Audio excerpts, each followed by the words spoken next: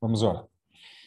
Senhor, obrigado, Pai, mais uma vez, por nos conceder o privilégio de podermos estudar a Tua Santa Palavra. Senhor, abençoa o nosso estudo, aquilo que iremos ver nesta aula, nesta noite, que o Senhor possa abrir o nosso entendimento em relação a esses eventos, ao entendimento, à compreensão desses eventos finais, do qual nós aguardamos, ó Senhor, a Tua volta para nos buscar e levar para junto de Ti, conforme o Senhor mesmo nos prometeu.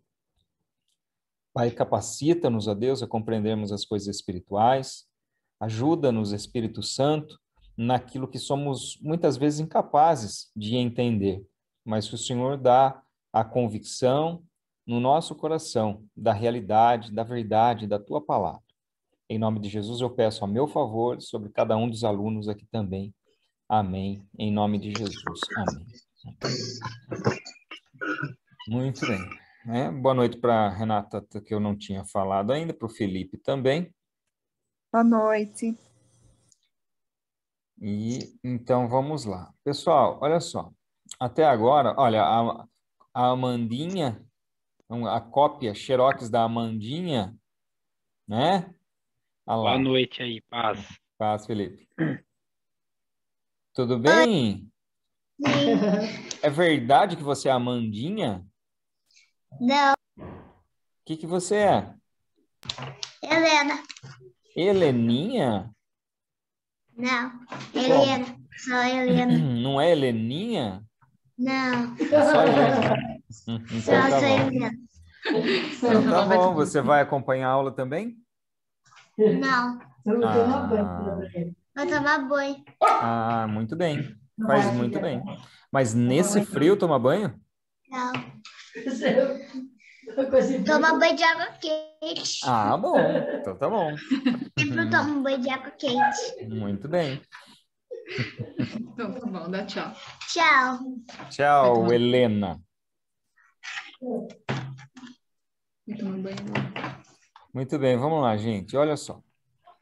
Até agora, né, nós já falamos iniciamos, né, o nosso estudo sobre escatologia, falando sobre o estado intermediário, para onde os mortos vão. Né? Nós sabemos que existe a vida física, a vida eterna, mas entre uma coisa e outra, a Bíblia fala, nos dá a entender o local para onde vão os mortos. E a Bíblia é muito clara nesse sentido de expor essas questões, para que nós não fiquemos desesperançosos em relação àquilo que acontece após a morte.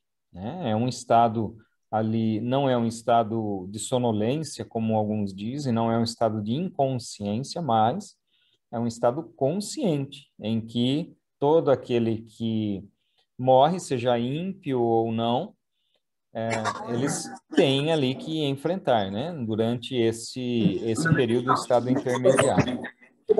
Falamos também... Paz, Aline, tudo bem? Tudo bem. Desculpa aí. Não, imagina, não tem problema.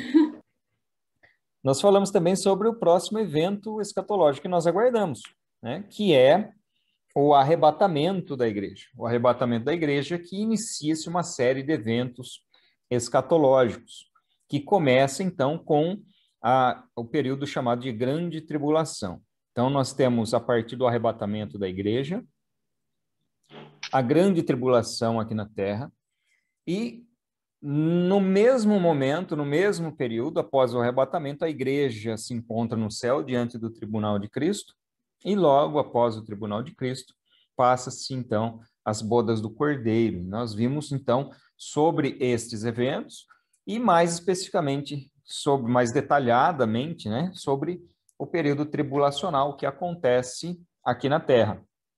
Após o período tribulacional, ocorre a volta visível do Senhor Jesus, chamada também de a segunda fase da segunda vinda.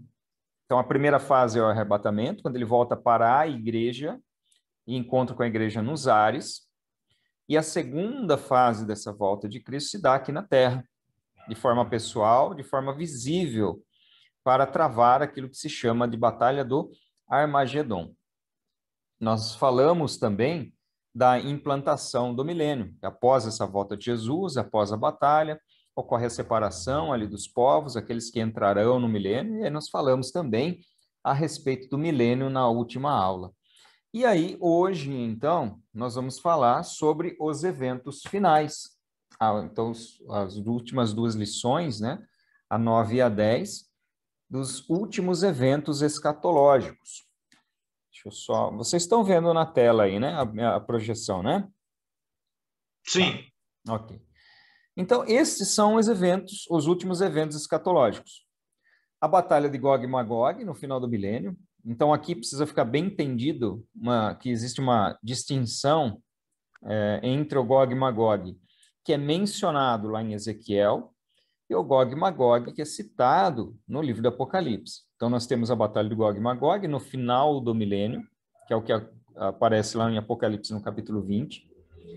O juízo final, que é chamado também de juízo do trono branco, renovação dos céus e da terra e o perfeito e eterno estado. Então, esses são os eventos finais escatológicos que são tratados aqui.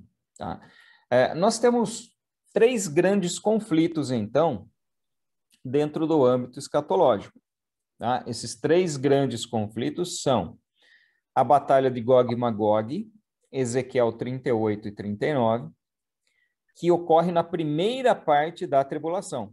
Então, inicia-se o período tribulacional de 7 anos, dá-se no início, nessa primeira metade, a chamada Batalha de Gog e Magog, descrita em Ezequiel.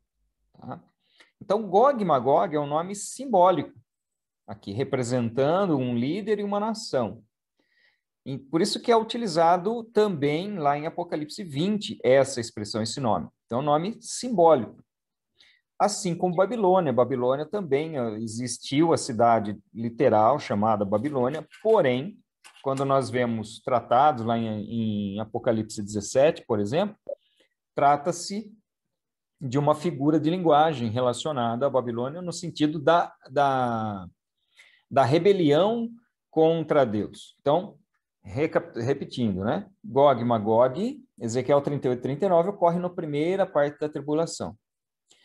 O segundo grande conflito é a chamada Batalha do Armagedon, né? Um monte de Megido, que ocorre no final do período tribulacional. Então, nós temos 2 grandes batalhas que ocorrem dentro desse período da tribulação. Uma na primeira metade e a outra no final da tribulação.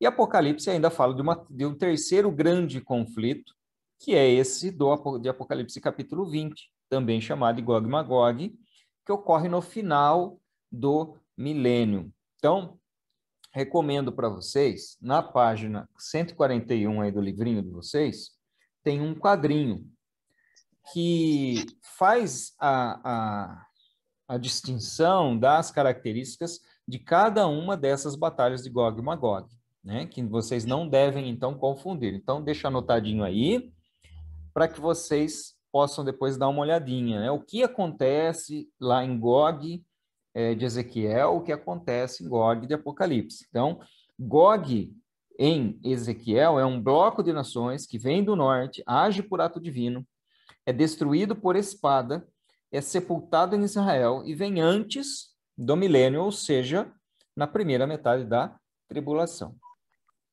Enquanto que o Gog e Magog do Apocalipse capítulo 20, ele representa todas as nações, envolve toda a terra, é movido pelo diabo, é destruído por fogo do céu, é totalmente consumido pelo fogo e vem depois do milênio. Então, essas características aqui são importantes para fazer essa distinção entre essas 2 batalhas, esses 2 conflitos aí de Gog e Magog. Então, Gog e Magog, Ezequiel 38 e 39, primeira parte da tribulação. Gog e Magog do Apocalipse 20 acontece no final do período milenar. E tem essas características desse quadrinho aqui, que está na página 141. Então, bota um xizinho, um asterisco aí, para depois dar uma olhadinha melhor, com mais carinho nesse quadrinho aí, tá bom? Bom, então, eu disse que na aula passada nós falamos sobre o milênio. as características do milênio, o propósito milenar. E no final, nós vemos que a palavra de Deus diz que no final desse período milenar, Satanás será solto. E então, por que Satanás será solto? Nós fizemos até a perguntinha na aula passada, né? Por que já não destruiu de uma vez? Por que tem que prender? Ele fica lá preso durante o período e depois ele é solto novamente. Então, o livro, ele nos traz aqui, inclusive, algumas razões pelas quais isso vai acontecer. Então, nós temos que lembrar do propósito do milênio, daqueles que participarão do milênio, né, os povos naturais, e compreender que existe um propósito por trás de tudo isso. Então, as razões pelas quais esse evento acontecerá: provar os que nasceram no milênio, revelar que o coração do homem não convertido permanece inalterado. Então, veja que é uma situação interessante daqueles que participarão do reino milenar, porque eles terão Cristo reinando pessoalmente, o Messias reinando de forma pessoal, fisicamente ali, embora Jesus um ser glorificado. Mas nem todos aqueles que entraram no reino milenar necessariamente têm o seu coração convertido genuinamente. As condições serão favoráveis, ninguém terá do que reclamar. Eles estarão contemplando ali o reinado físico, o reinado pessoal de Cristo. Porém, sem a atuação da sua condição, da influência maligna de Satanás. A Bíblia nos diz que esse mundo jaz no maligno. O que significa? Significa que existe uma forte influência satânica, uma forte influência maligna em todo esse mundo. Essa influência, ela cessará durante o período milenar. Então, uma das razões é revelar que o coração do homem não convertido permanece inalterado, ou seja, tendente a fazer o mal. A natureza humana pecaminosa não se extingue no reino milenar. Tanto que nós vemos que haverá, Jesus reinará com cetro de ferro, né? Como se diz. Ou seja, aplicará a justiça de uma forma bastante contundente, bastante dura. Muitas pessoas ainda farão o mal, porém, de uma forma diferente, sem uma atuação maligna, mas com o coração ainda corrompido. As condições serão favoráveis, mas o coração do homem continua inalterado. E mostrar que Satanás é incorrigível. Bom, essas são as razões pelas quais ocorre a prisão e soltura de Satanás no final do milênio, que são expressas aqui no livro de vocês, nas páginas 142 e 143. Tá? Eu tenho algumas questões aqui no que diz respeito a Satanás ser incorrigível e mostrar, né, que ele é incorrigível. Como se Deus precisasse provar isso, para não restar dúvida para ninguém, ou talvez chamar Deus de injusto, de não ter dado uma oportunidade, ou alguma coisa nesse sentido. Eu acho meio forçado isso, mas, enfim, é uma das razões que constam aqui, essas 4 razões que são colocadas no texto número 2, tá? Então, uma questão que precisa ser levantada sempre é que Deus é soberano naquilo que ele projeta, naquilo que ele faz. E, obviamente, que ele não deve satisfação a ninguém, ele não precisa provar nada para ninguém. Em muitas situações na Bíblia, nós vemos como uma linguagem simbólica. Então, por exemplo, quando nós olhamos a história de Jó, muitas pessoas, já vi pregador falando que Deus faz uma aposta com Satanás em cima de Jó. É absurdo você pensar isso, que Deus faria uma aposta. É absurdo pensar que Deus faria algum tipo de acordo com o diabo, com Satanás. Então, obviamente, que aqui se trata de uma situação simbólica, não de uma situação real no sentido do diálogo que acontece ali. Nos parece, às vezes, que as pessoas colocam Satanás e Deus como forças equivalentes, como uma luta de braço ali entre Deus e o diabo. Isso não acontece. Deus é infinitamente superior, infinitamente mais poderoso, né? Poderia destruir toda a terra, todas as potestades malignas, apenas com a sua palavra, com sua vontade, com o seu desejo, assim como ele poderia destruir todos os ímpios e já iniciar um reino de paz aqui na terra, apenas com aqueles que são seus. Mas nós vemos que a Bíblia também nos diz que Deus não sente prazer na morte do ímpio. Muito pelo contrário, o desejo de Deus é que todos venham ao arrependimento, que todos venham ao conhecimento. Então, nesse sentido aqui também, mostrar que Satanás é incorrigível, como se fosse uma prova, né, diante de todas as potestades, dos anjos e dos homens, mostrando que na verdade não é uma injustiça praticada contra Satanás, mas foi uma escolha dele. Eu penso assim que é um pouquinho forçado, não chega a ser, no meu ponto de vista, um absurdo muito grande assim, mas força um pouquinho essa compreensão daquilo que a Bíblia diz, tá certo? Então, feita essa consideração, eu tenho outras considerações que eu vou fazer durante a nossa leitura, tá? Mas, aqui nessa página, então, fica aí outro ponto para vocês marcarem aí das razões pelas quais Satanás, então, será solto, conforme aqui o livro-texto, tá bem? Muito bem.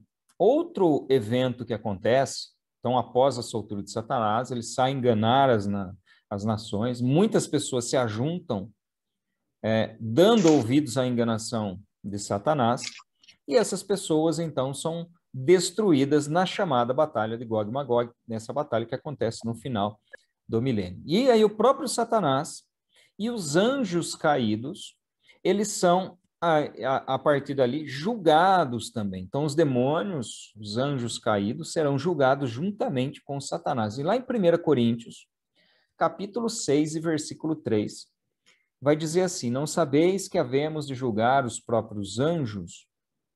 Então, embora esse versículo existam várias interpretações relacionadas ao seu significado, a interpretação literal e a mais aceita dentro dessa visão que é adotada aqui pela ETAD e adotada também pela nossa igreja, por exemplo, a visão adotada pelo dispensacionalismo pré-tribulacionista, nós vemos que aqui, nesse momento, a igreja participa do próprio julgamento.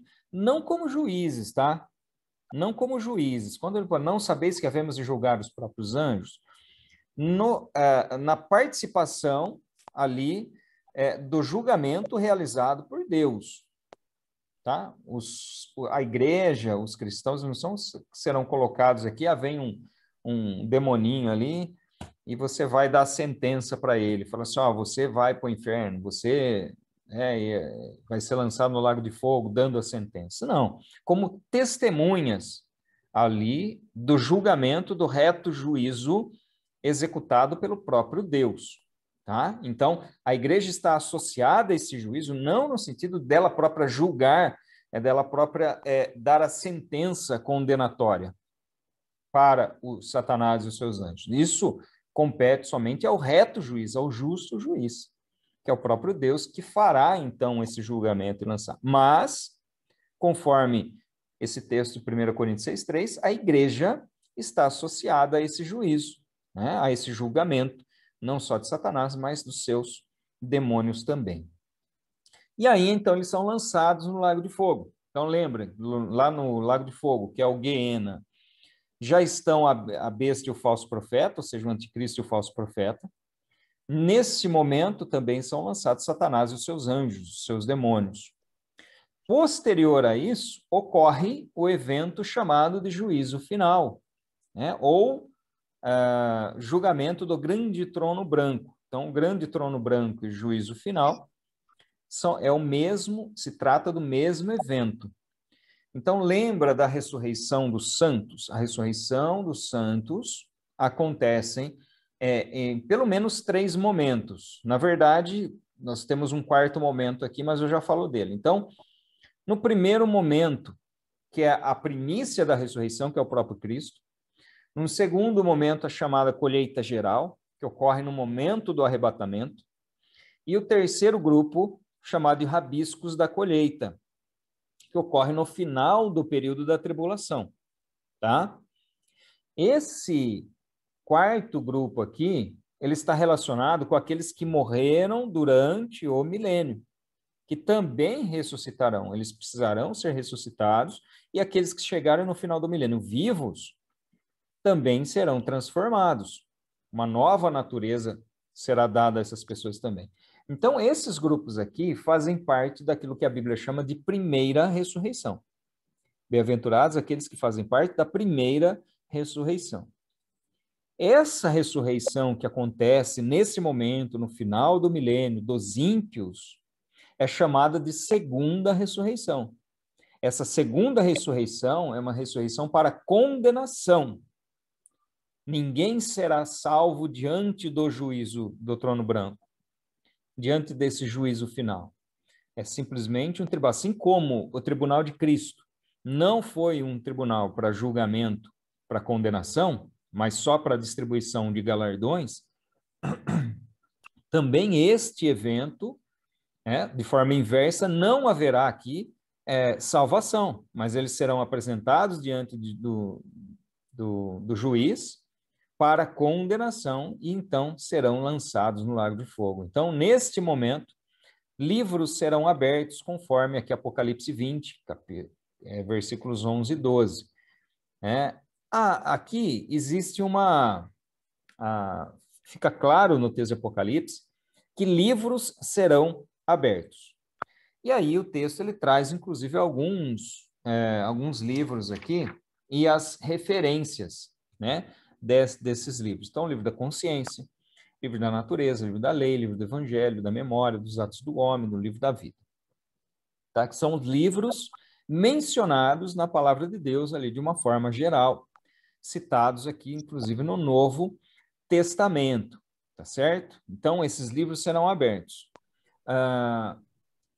Alguém já perguntou? Aliás, eu vou até deixar o Alexandre fazer a pergunta, depois eu falo da outra pergunta. De repente, até a mesma. Pode falar, Alexandre. Então, Reginaldo, eu não sei se tem biblicamente falando, mas fala quanto tempo o Satanás será solto assim? Quanto tempo ele ficará no mundo ainda de ser preso definitivamente lá? Não existe nenhuma menção. A menção que se diz é que ele será solto e sairá enganar as nações. E as nações, aqueles que forem enredados ali pela astúcia de Satanás, se voltarão, então, mais uma vez, contra Jerusalém. Mas não fala em relação a período.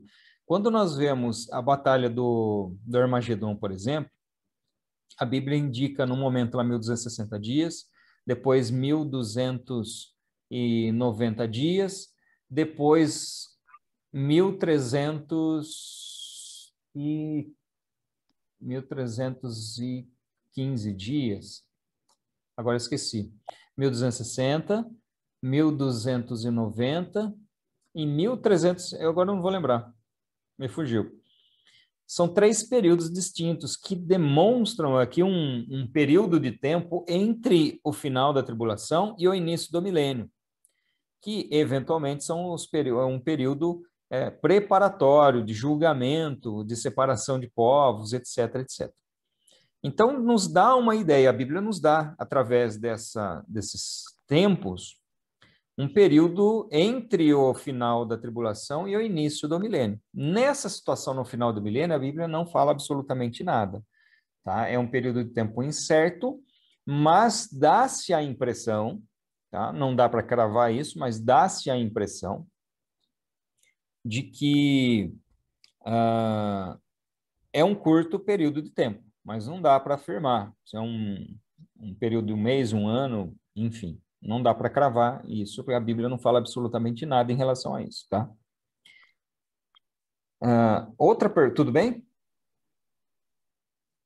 Ô, tranquilo, sossegado. Você gostou, né, Alexandre? De uma resposta sem responder, né? Não, tá bom demais. Tem anos preparando isso já. Eu tô craque. Responde sem Não, responder. mas tá certo.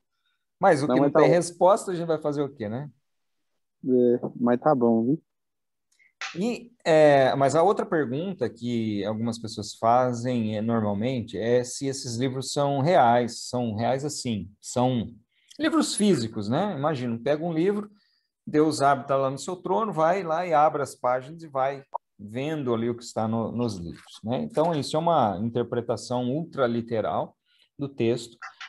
Mas no meu entendimento, né? Não é só o meu entendimento, na verdade, eu acompanho outros teólogos que entendem dessa forma, é uma forma simbólica de se referir a algo que está registrado no próprio Deus.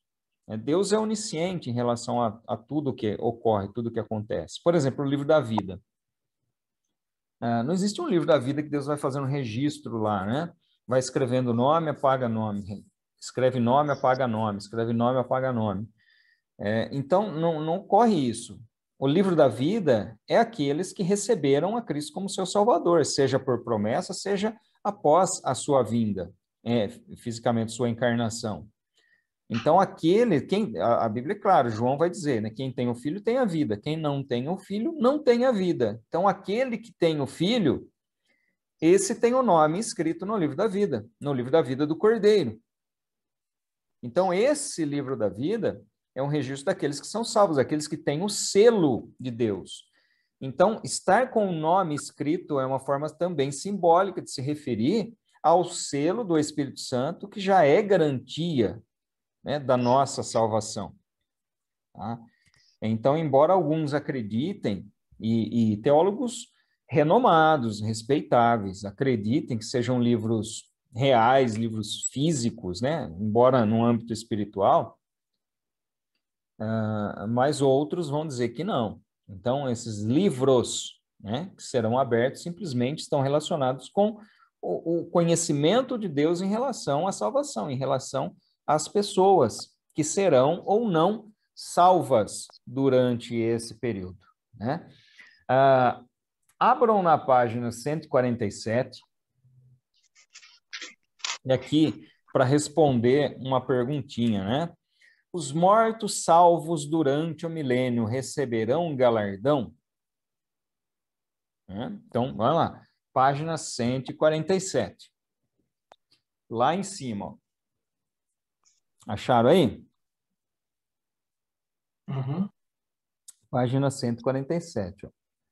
Os mortos salvos durante o milênio certamente ressurgirão e serão recompensados nessa ocasião, o que também explica a presença do livro da vida nesse momento. Me parece uma frase um pouco sem sentido aqui, porque o que o livro da vida tem a ver com recompensa? Tá? Mas, enfim, pode sim, o texto pode, se interpretado num certo sentido, pode dar a impressão de que haverá galardão, haverá recompensa para estes mortos durante o milênio, ou seja, aqueles que serão ressuscitados e aqueles que serão transformados no final do período milenar. Essa é a visão que o livro nos coloca aqui. Tudo bem? Agora, se a gente for analisar essa situação diante do evento do Tribunal de Cristo, meio que perde um pouco o sentido, tá? Então, ao que tudo indica, conforme o livro-texto, sim, os mortos salvos durante o milênio receberão galardão. Agora, esse galardão, essa recompensa estará relacionada com o quê? Se eles viveram no tempo sem uma atuação maligna, em condições de perfeição em relação à justiça, com o próprio Cristo reinando. Então, frente à teologia, né, ou a doutrina do Tribunal de Cristo, não faz muito sentido. Tá? Mas, segundo o livro-texto, aqui então, grifem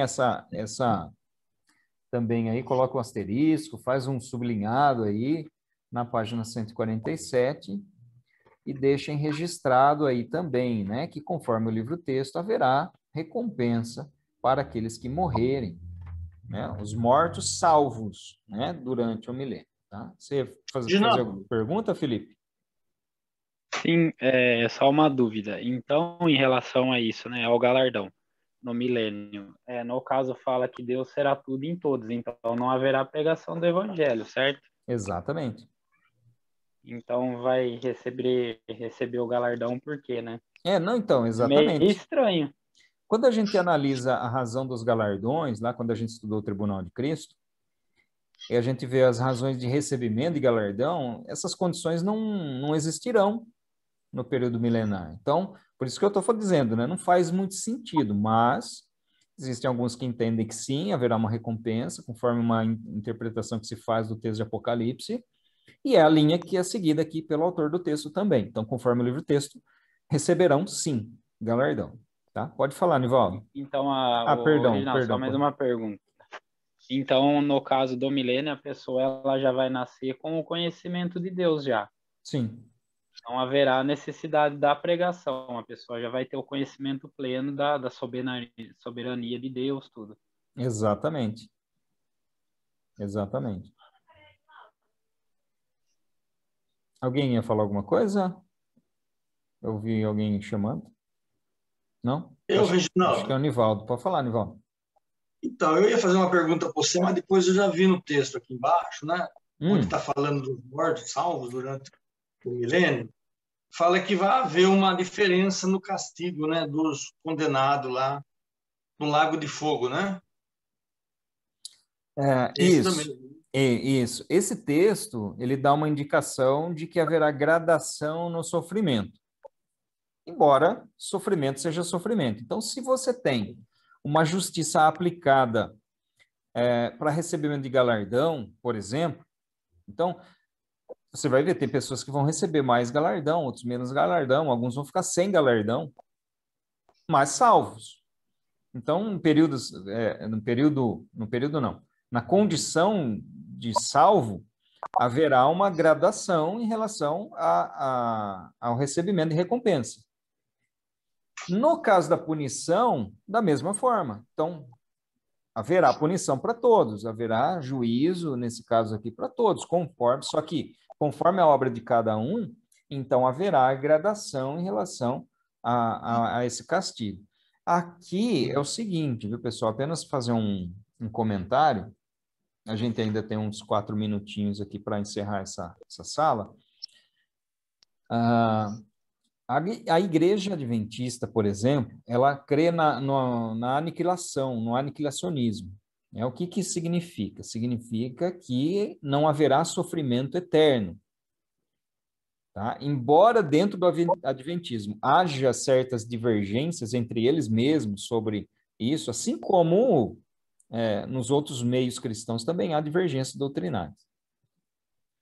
Mas mesmo entre os adventistas haja essas divisões, existe um pensamento dentro da questão aniquilacionista de que eles serão ressuscitados. Então, veja, eles creem no sono da alma. Então, o ímpio morreu, ele vai ficar o quê? Vai ficar inconsciente, vai ficar dormindo, aguardando esse momento da ressurreição. Foi ressurreto, foi levado diante do trono de Deus, do juízo do trono branco, foi julgado, e aí foi dada a sentença, o decreto, você vai sofrer por tanto tempo esse tipo de sofrimento. Então, uma gradação.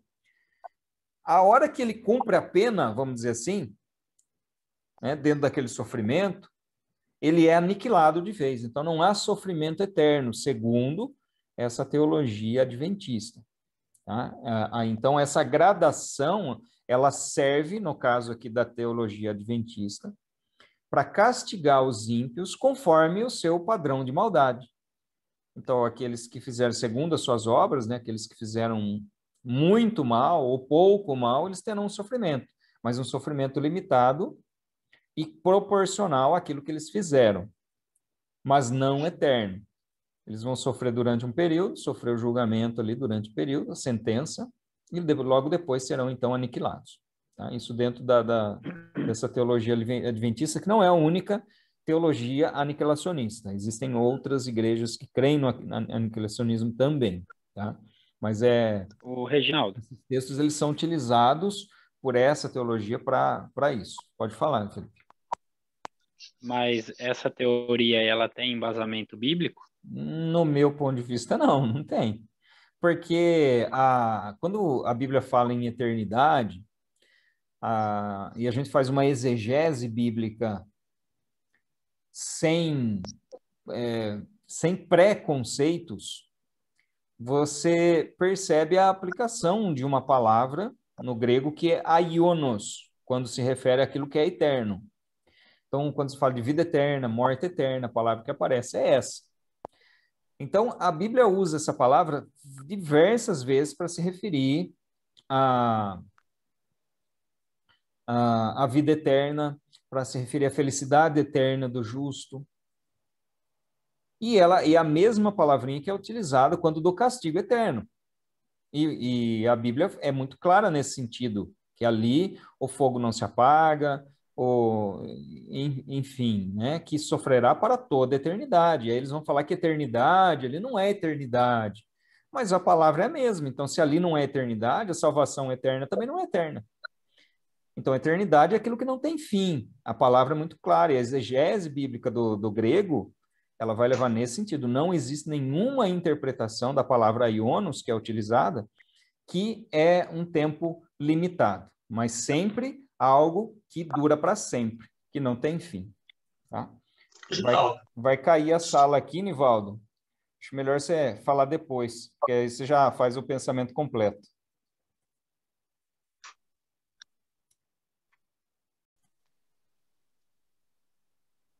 Muito bem. Então, vamos lá, Nivaldo. Pode falar agora. Então, Reginaldo, tá ouvindo, né? Sim. Eu já ouvi uma explicação deles a respeito de alguns teólogos, né, da Adventismo, dizendo que eles baseiam no livro de Judas, né, para justificar essa afirmação dele, que onde diz lá, não lembro se é o versículo, o capítulo 5, não lembro se é isso aí mesmo, de Judas, né, que fala que, onde diz que Sodoma e Gomorra ficou em fogo eterno, né, sendo comparado que assim como não tem mais fogo lá, então seria comparado a essa teoria deles aí. Sim, eles usam muito o livro de Judas, né? Eles gostam bastante de estudar o livro de Judas.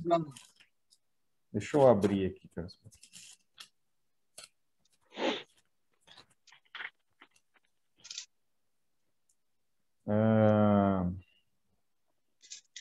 Deixa eu só ver aqui. Ó, eu vou ler o versículo para vocês, tá? Carta de Judas, versículo 6. Aliás, eu vou ler o 5 também, a partir do 5, tá? Embora vocês já estejam cientes de tudo, de uma vez por todas, quero lembrar-lhes que Jesus, tendo libertado um povo, tirando-o da terra do Egito, destruiu depois os que não creram. Então, olha só que interessante que Judas fala. Jesus, tendo libertado um povo, tirando-o da terra do Egito, destruiu depois os que não creram. Ué, mas foi Jesus que libertou o povo da escravidão do Egito? Não. Né? Então, aqui ele está dizendo, né, se você pegar o contexto, ele está fazendo uma associação entre a escravidão no Egito. Logo na sequência, ele vai fazer uma nova comparação entre Sodoma e Gomorra, entre a imoralidade de Sodoma e Gomorra. E aí ele vai dizer assim, e a anjos, os que não guardaram o seu estado original, mas abandonaram o seu próprio lugar. Ele tem guardado sob trevas, em algemas eternas, para o juízo do grande dia, ou seja, relacionado ao juízo final. Igualmente, Sodoma e Gomorra e as cidades vizinhas, que também se entregaram à imoralidade e adotaram práticas contrárias à natureza, foram postas como exemplo do castigo de um fogo eterno. Então, ele está falando, foram exemplo de castigo de um fogo eterno. Então, o exemplo aqui é uma analogia que se faz em relação à imoralidade, que eles sofreram o juízo. E aqueles que agirem com imoralidade, vocês estão me ouvindo? Sim. Tem uma travada aqui, eu não sei se tá instável a minha internet aqui. Então, esses que praticarem imoralidade, a exemplo daquilo que foi praticado em Sodoma e Gomorra, estão preparados para ele um castigo de fogo eterno. Então, aqui não tem mistério, não tem segredo aqui. É muito claro o texto que eles são exemplo do castigo de um fogo eterno, com uma figura ali, assim como Babilônia é utilizada como figura de linguagem, Gog e Magog é utilizado como figura de linguagem, Balaão é usado como figura de linguagem para se referir a falsos mestres, né, a falsos guias. Aqui também, o Egito é utilizado como exemplo de condição de escravidão, Sodoma e Gomorra como um exemplo de imoralidade. Então, aqui não muda absolutamente nada em relação à condenação eterna, do fogo eterno. Então, eles são exemplo do castigo de um fogo eterno. Eles foram condenados pela imoralidade. E aqueles, no final do tempo, serão condenados também pela imoralidade a um castigo de fogo eterno. Né? Simples assim. Tá? Então, se você continuar lendo o texto aqui, ele vai dar outros exemplos. Ele vai dar o exemplo de Caim, ele vai dar o exemplo de Balaão, vai dar o exemplo da revolta dos filhos de Corá. Né? Ele vai falar a esse respeito. E o que Judas está querendo dizer na carta dele? Que haverá um juízo. A exemplo, né? Você tem exemplos na Bíblia de juízos sobre aqueles que afrontaram a Deus.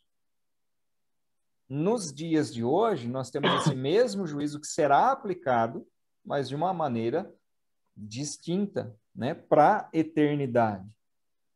Tá? Então, o exemplo aqui não é da condenação, o exemplo é da conduta que eles tiveram. A imoralidade no que diz respeito a Sodoma e Gomorra, a rebelião no que diz respeito aos filhos de Corá, aos falsos ensinos no que diz respeito a Balaão, né? A inveja e a ganância exemplificada aqui por Caim. Então, ele vai dando exemplos do Antigo Testamento de situações, de pessoas ou de povos que praticavam determinados atos contrários aos princípios de Deus e tiveram o seu juízo no seu tempo.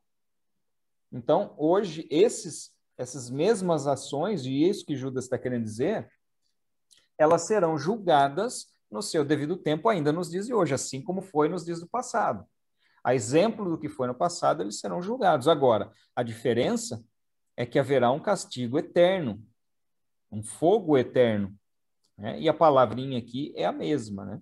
Então, eles são exemplos, é usado como uma analogia em relação à conduta praticada, não a condenação em si.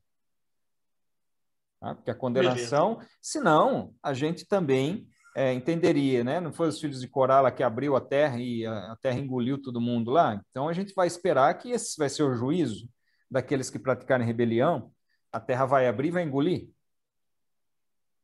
Então o exemplo não é exatamente da punição, mas da conduta que vai gerar uma condição, uma punição. Agora, a punição a ser exercida no dia do juízo final, no final dos tempos, é um castigo eterno, né? É um juízo eterno. Tá? Tudo bem? Mais alguma questão em relação aqui ao juízo final? Salvação, de recebendo de galardão, né? Vocês lembram do que eu falei para vocês, né? Segundo o livro texto, esses salvos durante o milênio, esses que morrerem, né? Salvos durante o milênio, receberão recompensa. Tá? Muito bem. Um outro versículo para a gente analisar, que aí a gente já sai, então, do juízo final, que ocorre a chamada renovação dos céus e terra. João é muito claro nesse sentido. Ele fala que viu novos céus e nova terra. Então, lá, 2 Pedro, capítulo 3, verso 13. Nós, porém, segundo a sua promessa, esperamos novos céus e nova terra, nos quais habita justiça. Então, quem foi que falou isso? Foi Pedro? Foi Pedro. Foi Paulo? Não foi Paulo. Foi João que falou isso? Não foi João.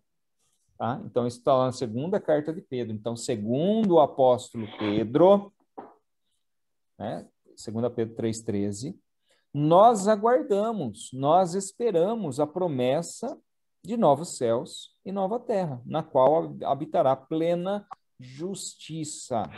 Tá? Então, João vai falar sobre isso no Apocalipse. Só que, porém, aqui quem fala é Pedro. Tá? Então, o apóstolo Pedro vai falar aqui em 2 Pedro 3,13 que nós aguardamos essa promessa de novos céus e nova terra. Novo não é reformado, tá? Não é um puxadinho. Deus não vai pegar essa terra e reformar essa terra. Não. A Bíblia diz claramente que haverá novos céus e nova terra, porque a primeira terra e o primeiro céu já passaram.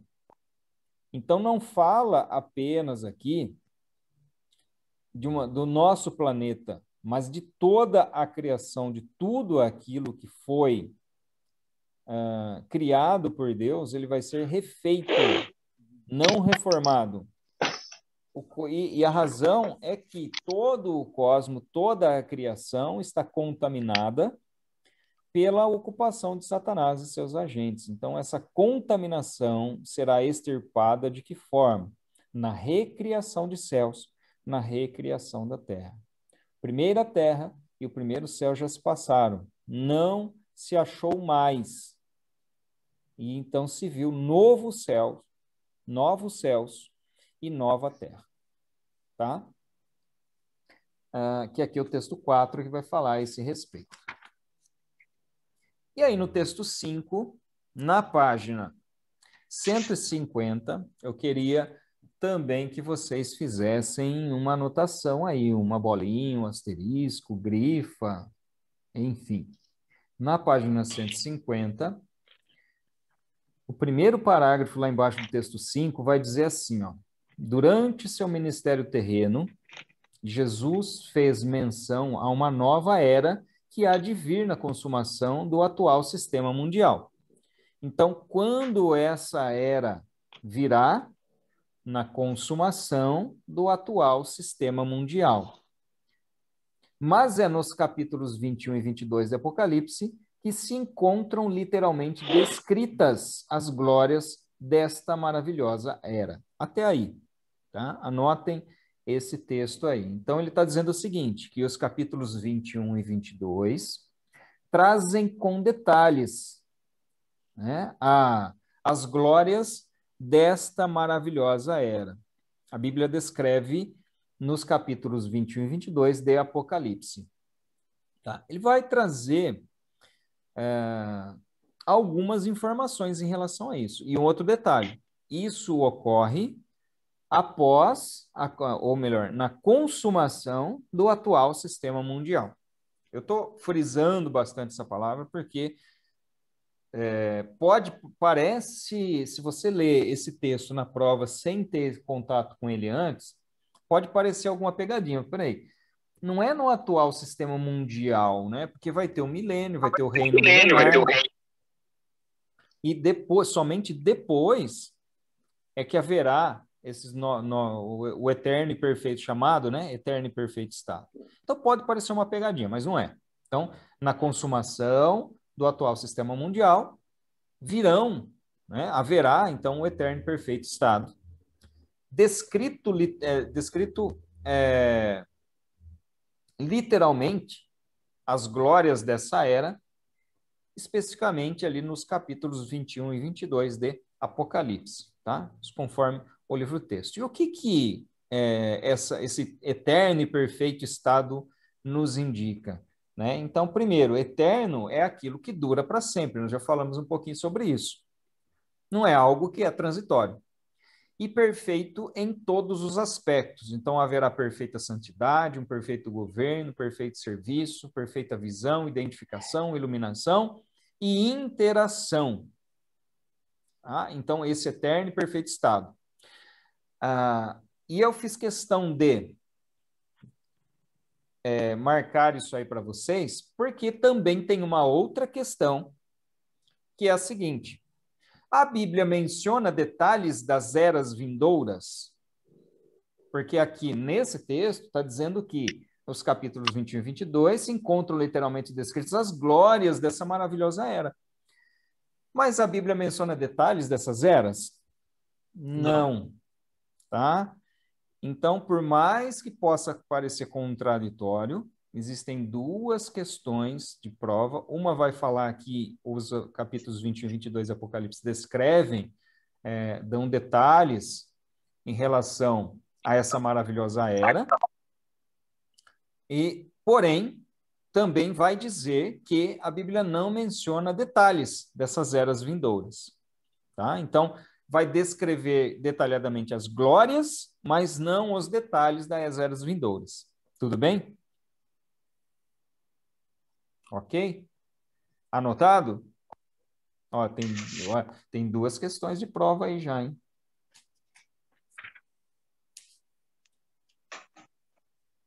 Ok, pessoal. Aí, então, nós já vamos para a lição de número 10, tá? Até o que a gente falou até aqui. Alguma dúvida? Vocês gostariam de perguntar mais alguma coisa? Então, nós já encerramos, né, tudo aquilo que a Bíblia descreve em relação aos eventos escatológicos. Desde o eterno e perfeito estado, o arrebatamento, tribunal de Cristo, bodas do Cordeiro, período tribulacional, Gog e Magog, primeira etapa da tribulação, lá em Ezequiel 38 e 39, batalha do Armagedon, final do período tribulacional, preparação, julgamento das nações que acontece após a batalha do Armagedon, início do período milenar, prisão de Satanás, final do período milenar, soltura de Satanás, sai enganar as nações, ocorre a chamada batalha de Gog e Magog, de Apocalipse no capítulo 20. No final, então, eles são lançados no lago de fogo. Ocorre a segunda ressurreição dos ímpios que serão levados diante do juízo do trono branco, também chamado de juízo final, para receberem a punição conforme as suas obras, e serem lançados, então, também no lago de fogo. Após esse período, dá-se a recriação de novos céus, recriação de nova terra, e inicia-se o chamado eterno e perfeito estado. Tá? Esse é o resumo, né, que pode ser visto aqui nesse quadrinho. Não sei se está bem visível para vocês aí na tela, não sei como é que está aparecendo aí. Mas eu vou tentar circular algumas coisas aqui. Então, você tem aqui, né, a primeira vinda de Jesus, que é a vinda em carne, a encarnação, a profecia sobre a encarnação de Jesus aqui em Miqueias. Jesus vem, é crucificado, derramamento do Espírito Santo, dá-se início ao chamado período da igreja. Né? Esse período da igreja dura até quando? Até o arrebatamento. Então, aqui dá-se início o período da tribulação, né? Então, aqui o período tribulacional. A igreja é arrebatada, estará diante do tribunal de Cristo e seguirá para as bodas do Cordeiro. Né? Nesse primeiro período aqui da tribulação, ocorre a chamada batalha de Gog e Magog, de Ezequiel 38 e 39. No segundo período aqui, então, ocorrem as piores pragas, as piores perseguições, e finaliza com a chamada batalha do Armagedon e a volta, a segunda vinda de Jesus, né, ou a segunda fase da segunda vinda de Jesus, que ocorre aqui no final, onde uma parte de Israel pranteia, né, em parte pranteia, pelo fato de verem aqueles que eles crucificaram traspassado, aqueles que eles não creram, e em parte se alegra, se regozija, se alivia em função do seu Redentor, do seu Messias vir em favor deles. Tá? Dá-se então o julgamento aqui das nações, separação dos povos, ali, bodes e ovelhas, período milenar, e após o período milenar, o chamado juízo final. Ocorre a purificação do céu e da terra, então novos céus e nova terra, e aqui o estado eterno. Então, na parte de cima aqui nós temos a eternidade com Deus, o eterno e perfeito estado, e aqui na parte de baixo nós temos o fogo eterno, a condenação eterna para aqueles que não creram, né? E esse período aqui tribulacional, de 7 anos, ele está relacionado com a profecia da 70ª semana lá de Daniel, tá? Então, aqui traz um resumo, um quadro geral desse resumo. Sempre lembrando, né, que nós estamos vendo aqui os eventos em ordem cronológica, dentro da visão dispensacionalista, pré-milenista e pré-tribulacionista. Tá? Eu faço questão de repetir isso sempre, para vocês saberem que existem várias outras visões, várias outras vertentes em relação a isso. Tá? Mas aqui o que nós analisamos conforme a interpretação dos textos que nós analisamos aqui durante as nossas aulas. Tá? Ok? Vamos lá, que eu gostaria de passar algumas coisas aqui para vocês. Deixa eu ver, sobre o texto 1, né?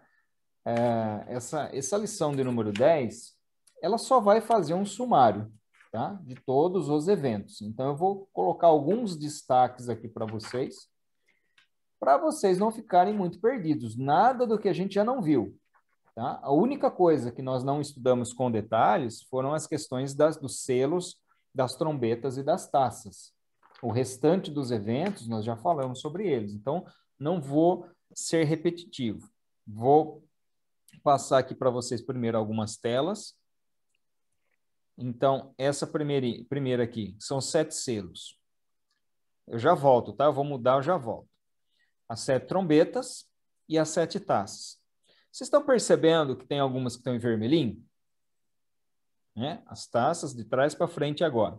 As taças, trombetas e os selos. Então, aqui vai trazer de uma forma resumida o que acontece em cada um, né? Os eventos que acontecem em cada um dos selos, os eventos que acontecem em cada uma das trombetas, os eventos que acontecem em cada uma das taças. Então, para focar o estudo, deem uma atenção especial a isso que está em vermelhinho, tá? Aquilo que acontece nos selos, segundo e quarto, principalmente, né? Então, o segundo selo e o quarto selo, que acontece, segundo selo, guerra por toda a terra, quarto selo, 1/4 da população perece. As trombetas, a quarta trombeta traz escuridão ali na terra, e os eventos das taças traz ali a primeira, chaga sobre os adoradores da besta, a terceira, rios e fontes contaminados, a quarta taça, aumento da temperatura do sol e blasfêmia contra Deus. Tá? Então, coloquem o foco nisso daí, né? Porque eu acho que seria um pouco exagerado exigir que vocês decorassem todas as pragas aí na ordem, o que é taça, o que é trombeta, o que é selo, né? Até porque nós temos a Bíblia. Tem dúvida? Abre lá. Eu nunca consegui decorar isso, para falar a verdade. Nunca me esforcei, para falar a verdade, para decorar, né? Para ser bem sincero. Então, não vou, obviamente, exigir que vocês decorem isso. Até porque nós temos a Bíblia, é só abrir lá a Bíblia e ver os eventos que ocorrem em cada um dos selos, em cada uma das trombetas, em cada uma das taças. Mas, lá para avaliação, coloque uma atenção especial nesses aí que estão em vermelhinho, tá? Muito bem. Agora, em relação ao livro, vamos lá para o livro agora. Tá? Vamos lá para o livro. Página 157.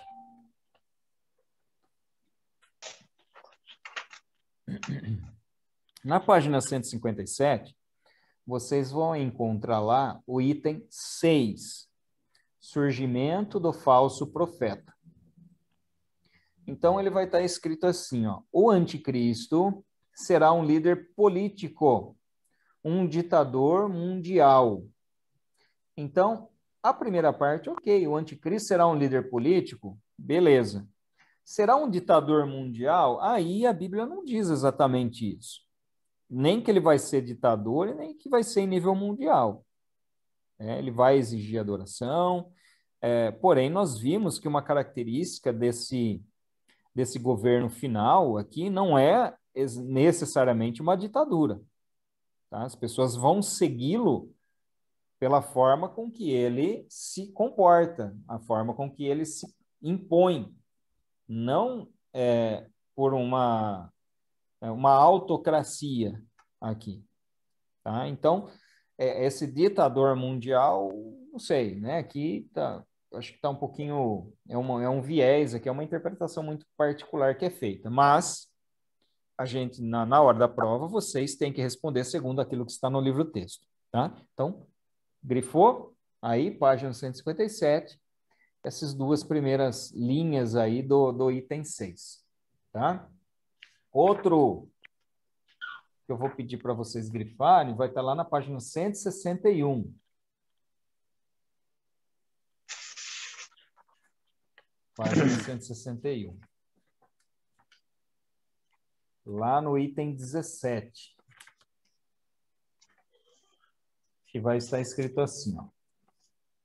A igreja falsa mundial, que predominou na Terra sob a égide do anticristo por 3 anos e meio, então naquela primeira etapa do período da tribulação, será destruída pela confederação das 10 nações sob a chefia do próprio anticristo. Em seu lugar, surgirá imediatamente a adoração compulsória à besta promovida pelo líder religioso denominado falso profeta. Então, olha só. A igreja falsa, ela surge, né, sob a égide do anticristo. E o próprio anticristo, que lidera as 10 nações, destrói essa adoração mundial. E a base para essa interpretação, ela está aqui em Apocalipse, capítulo 17, versículos 16 a 18, que vai dizer o seguinte, ó. E os 10 chifres que viste na cabeça são os que odiarão a prostituta, e a colocarão desolada e nua, e comerão a sua carne e a queimarão no fogo, porque Deus tem posto em seus corações que cumpra o seu intento, e tenham uma mesma ideia, e que deem à besta o seu reino, até que se cumpram as palavras de Deus. E a mulher que viste é a grande cidade que reina sobre os reis da terra. Então, ele está falando aqui de uma mulher, né?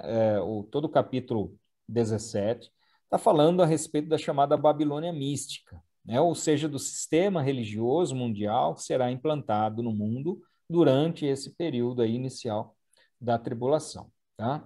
Então, essa mulher, essa prostituta, é o sistema religioso. E aí, essa mulher vem montada num dragão. E esse dragão tem 10 chifres, enfim, aí tem todas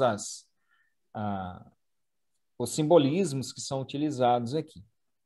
Então, a mulher vem montada no dragão, ou seja, sobre as asas do próprio Satanás, sobre a influência maligna, né? Uma religião mundial sob a influência maligna.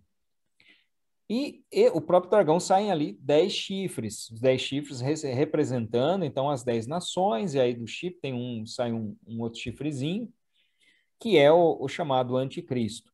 E aqui diz que os 10 chifres são os que odiarão a prostituta, ou seja, os reinos se voltarão contra o sistema religioso mundial, esse sistema imposto, tá?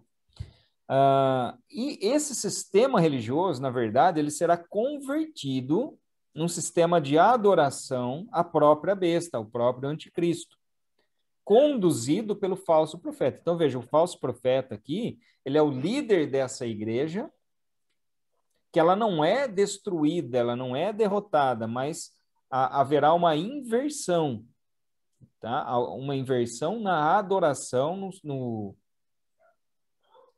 no centro religioso dessa religião, vamos dizer assim. Né? Que vai ser um tipo de ecumenismo, mas ela se transformará num culto de adoração ao próprio anticristo. E essa adoração ao anticristo é liderada pelo falso profeta, por aquele que conduzia a igreja, então ele continuará conduzindo essa igreja. Então a religião, ela não será extirpada, mas ela será transformada, o foco de adoração. Então, o seu foco de adoração será transformado. Tudo bem? Então, a base aqui, Apocalipse 17, mas, segundo o livro-texto, ela será destruída por essa confederação de nações com base nesse texto aí, pelo fato de ele colocar, né? Colocarão desolado e nua, comerão de sua carne, queimarão no fogo. Então, aí eles vão falar que eles vão destruir essa igreja. Essa igreja não será destruída. O foco de adoração dessa igreja apenas será transformado, será mudado. Ok? E essa foi a última anotação que eu pedi aqui para vocês fazerem aí do livro, colocarem um foco aí na hora de fazer a prova, leiam, releiam, estudem, né? Que esses são pontos aí que vão cair na prova. E aqueles em vermelhinho lá, eu mandei no grupo a apresentação, para quem não conseguiu anotar,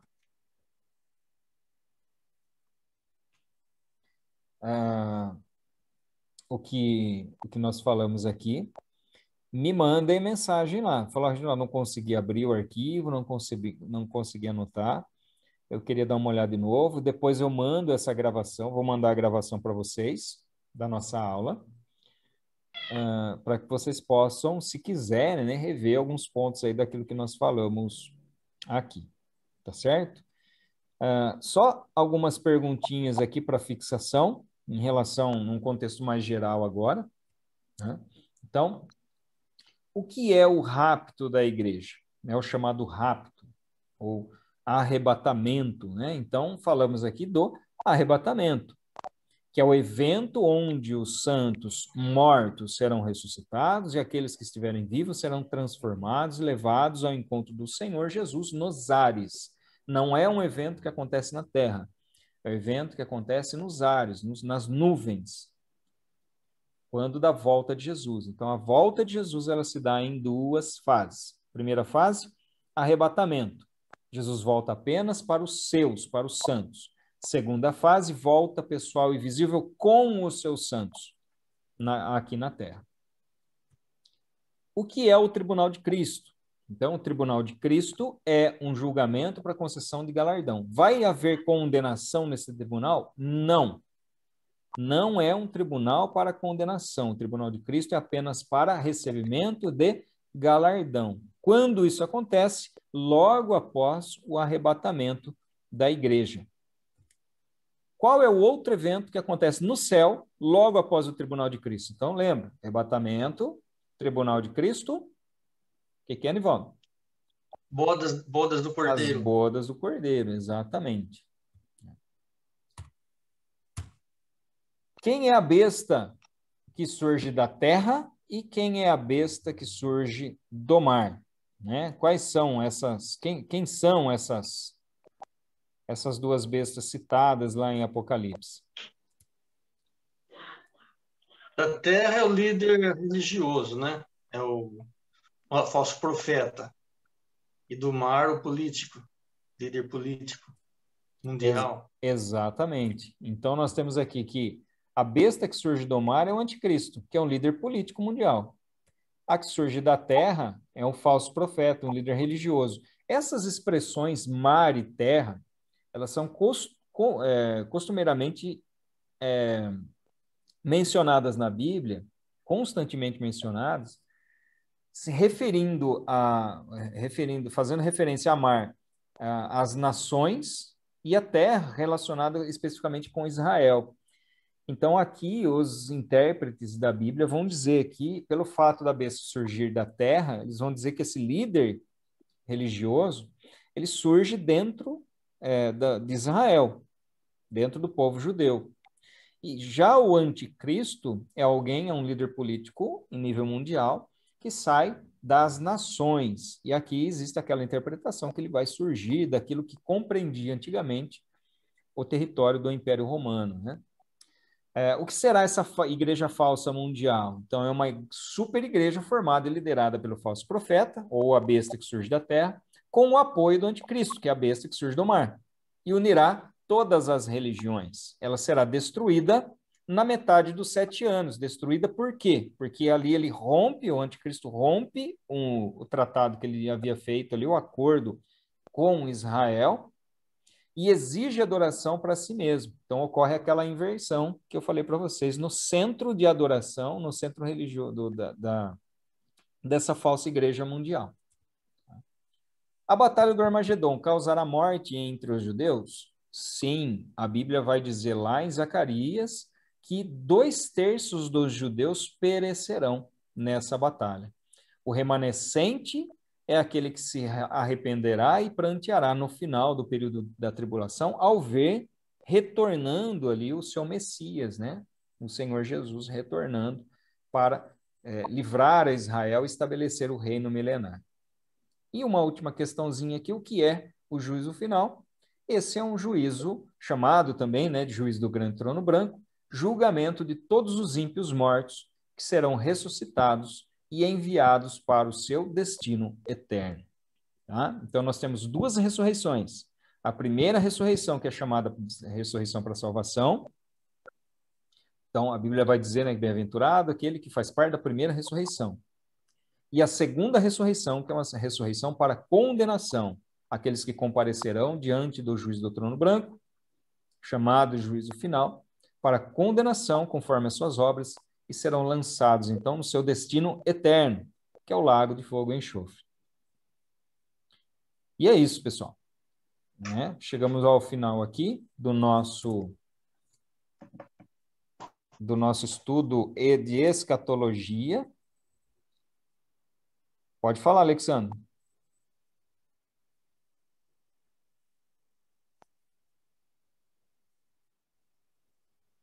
Não sei se você está falando. Se está falando, está mudo, tá?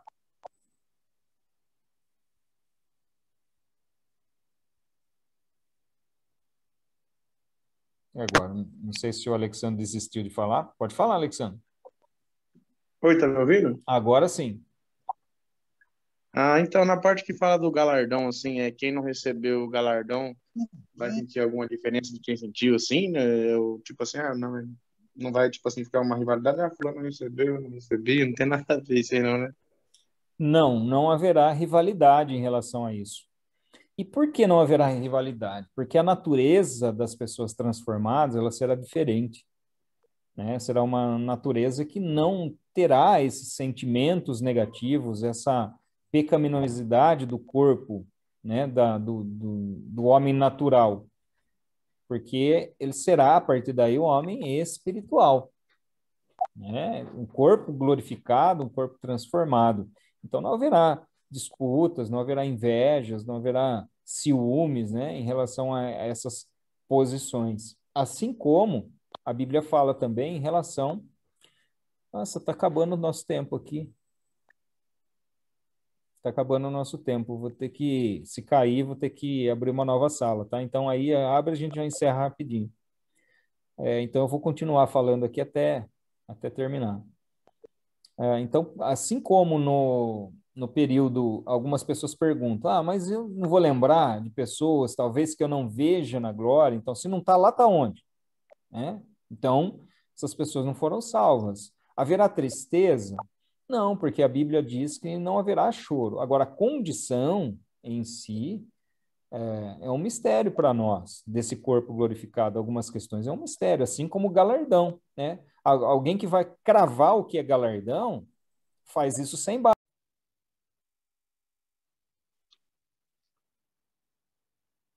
Deixa eu ver se o Alexandre está aí já. Acho que todo mundo entrou. Estou vendo aí, a Delita está aí, o Vanderlei está aí, Aline, Érica, acho que está todo mundo. Não, a Débora está aí também. Então, acho que voltou todo mundo.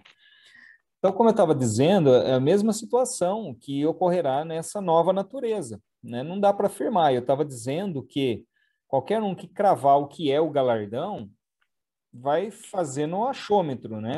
É o chutômetro. Porque a Bíblia não diz claramente o que é o galardão, né? O que vai fazer. Alguns vão falar, é uma coroa, é uma pedrinha que você vai receber. É um resplendor de glória diferente que você vai ter para a eternidade. Então, haverá, sim, uma gradação conforme a fidelidade de cada um.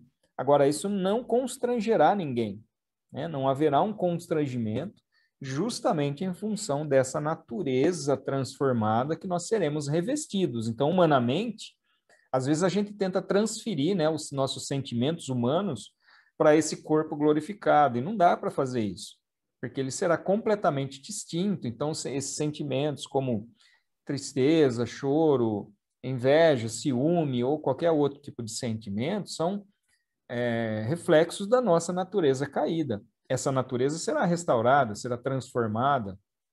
Então, não haverá mais a existência desse tipo de sentimento em relação às pessoas. Tá? Tudo bem, Alexandre?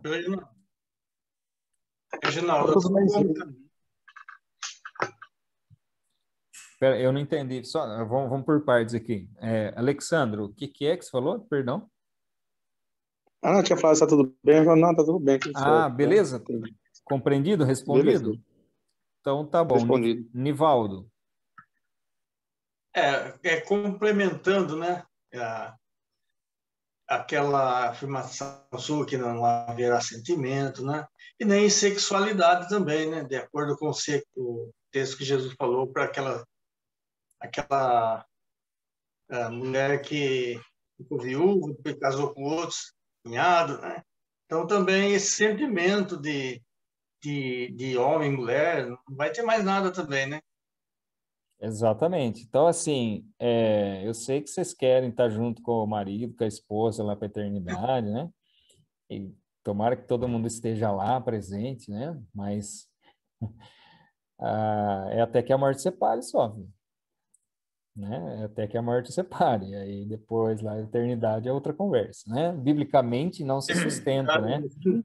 Porque isso Jesus responde isso a partir de um questionamento, de uma crença que os judeus tinham, né?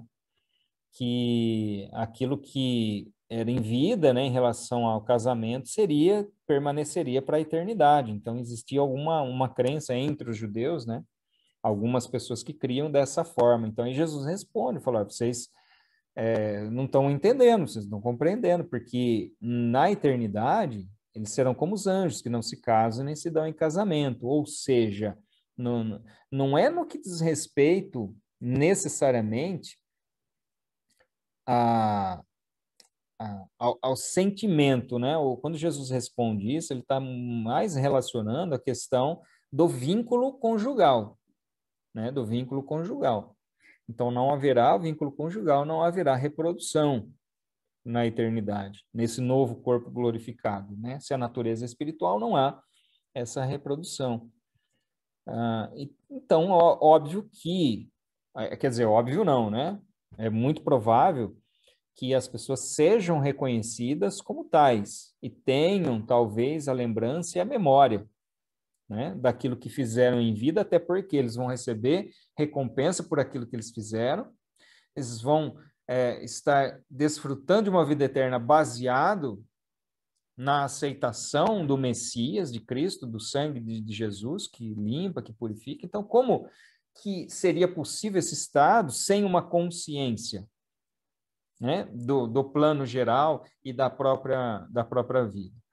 Agora, o reflexo desses sentimentos, o reflexo dessas emoções, esses pensamentos, é que vai ser diferente, né? Então, pertinente também aquilo que o Nivaldo expôs aqui, quando Jesus fala a respeito disso, né, que na eternidade seremos como os anjos, né, que não se casam e não se dão em casamento, no que diz respeito exatamente a esse sentimento, né? Tem um único sentimento que a Bíblia diz que permanecerá para sempre, que nunca terminará, que se a gente for analisar, não é bem um sentimento. Né? Do que nós estamos falando? Nós estamos falando do amor. O amor dura para sempre. 1 Coríntios 13 vai falar que as línguas cessarão, as profecias cessarão, mas o amor dura para sempre. Né? Então, permanecem hoje a fé, a esperança e o amor, mas o amor é o maior. Por quê? Porque a fé, como o nosso pastor gosta de dizer, né? A fé olha sempre para o passado, ou seja, você executa a fé baseada em algo que já aconteceu, no caso, na própria morte de Jesus. A esperança, ela olha para o futuro, é aquilo que você almeja, aquilo que você deseja, aquilo que você espera, ou seja, a volta de Jesus é a nossa união com ele, a união de Cristo com a igreja. Uma vez que Cristo voltou, essa esperança não faz mais sentido. Então não haverá nem fé e nem esperança. Porque a obra de redenção já estará consumada, nós estaremos num corpo glorificado, mas o amor é eterno, o amor é o eterno hoje, o eterno, ele vai durar para sempre, sempre existiu e sempre vai existir. Né? Mas, como eu disse, é o único sentimento que durará para sempre, porém, né, se a gente for analisar friamente, não é bem um sentimento, mas o amor ele é uma atitude, né? É uma ação que nós temos em relação a Deus, em relação ao próximo também. Tá? O que mais, gente?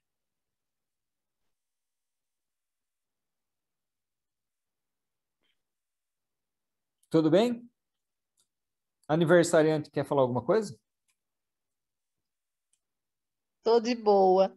Tá de boa? Comeu muito bolo aí? Tô de boa. Ai, comi, viu? Ah, eu vou falar para você, essa pandemia não deixa mais a gente aglomerar, né? Essas É... horas aqui a gente já estava fazendo uma festinha, Então, comendo comendo salgadinho. salgadinho. Pois é. Ah, logo a gente está de volta, se Deus quiser.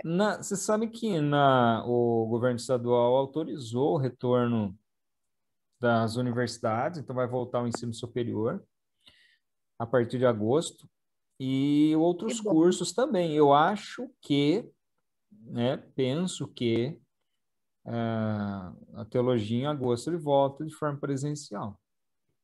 Não sei se Se para Deus quiser. vocês é bom ou é ruim isso, mas, enfim, né, nós vamos voltar às aulas presenciais. Eu prefiro a aula Ah, presencial. eu prefiro. É que a aula Eu online também. é mais cômodo, né? A gente se acomoda aqui na aula presencial, na aula online, você está em casa, tudo. Por outro lado, tudo está acontecendo ao redor, né?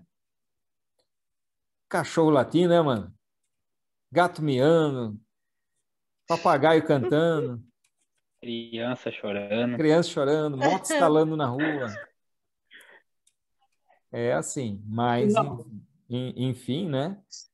Para aqueles que preferem, eu acredito que em agosto a gente já volta, né? Volta presencial. Só uma pergunta, Reginaldo. A Silvia já tinha adiantado alguma coisa que ia ter alguns dias de intervalo aí, quando acabando esse livro. Você já tem alguma posição ou ainda vai esperar? Ela mandou no grupo, mas eu, sinceramente, eu não lembro exatamente quando eu volto, mas espera aí que eu vejo agora, nesse momento, espera aí. Ela mandou lá, eu não sei se foi no grupo dos alunos ou se ele mandou específico para os professores, mas eu acho que foi no Eu acho de que alunos. foi no dos alunos, eu vi lá, só que eu não lembro a data. Eu acho que ela colocou que acabando esse livro, a gente teria o recesso, né? Isso. Vamos lá, olha, achei aqui. Ela mandou dia 25 de junho, dizendo assim, ó, assim que terminarem as aulas de escatologia, teremos alguns dias de férias, retornando com o livro Epístolas Gerais no dia 2 de agosto. Então, eu vou até copiar aqui, colocar de novo no grupo para reforçar para vocês.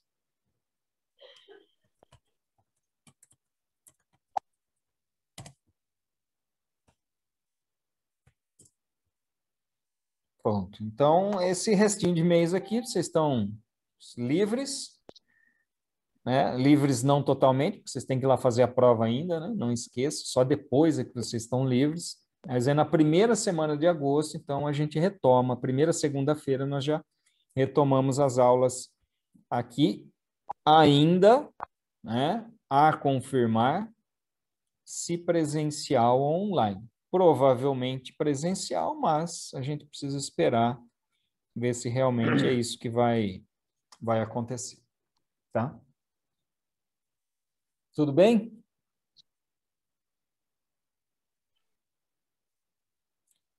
A Adelita, eu já mandei para você ver, Adelita? Que você tinha pedido. Já recebi, já. Alguém precisa? Alguém tem alguma das aulas que não conseguiu acessar, não conseguiu baixar? Tudo bem?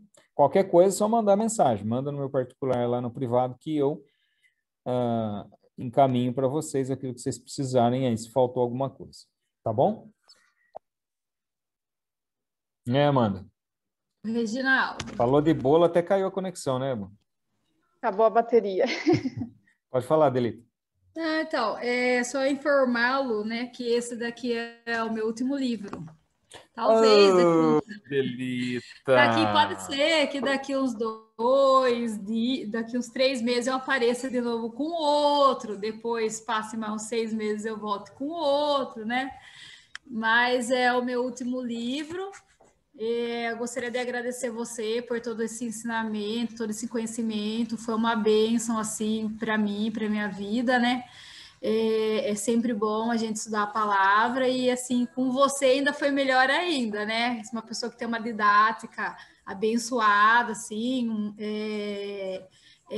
uma pessoa, assim, que já nasceu para ensinar mesmo e eu aprendi muito com você, só tenho que agradecer mesmo por esses 4 anos, né? Que veio acrescentar muito na minha vida, no meu conhecimento cristã, e eu, assim, só agradecer você mesmo, que Deus continue abençoando a sua vida, e que Deus continue aí dando cada vez mais sabedoria para você ensinar as pessoas. Eu te agradeço do fundo do coração mesmo, viu? Amém. Glória a Deus, E querido. aos meus Glória a Deus. amigos, companheiros aí, que vai ficar sem a minha... vai ficar sem a minha presença agora, né? Vai fazer o quê, né? Eles vão chorar, mas vai. faz parte, né? O nível da classe vai cair grandemente agora, Delita, né? Porque... Você vai sentir minha falta também, né? Mas o que eu vou a fazer, gente sente falta, né? Quando esses dias eu estava vendo umas fotos antigas lá, e você tá ainda, viu, Delita? Essa foto. Eu acho que há 9 anos, quando comecei lá, você já estava na classe naquele tempo lá. Não, porque, ó, foi 4, né? Não exagera, mas foi 4. Aí eu fiquei 4 parada, já dá 8. Né? Não, foi 2 e pouquinho, depois eu fiquei 4, né?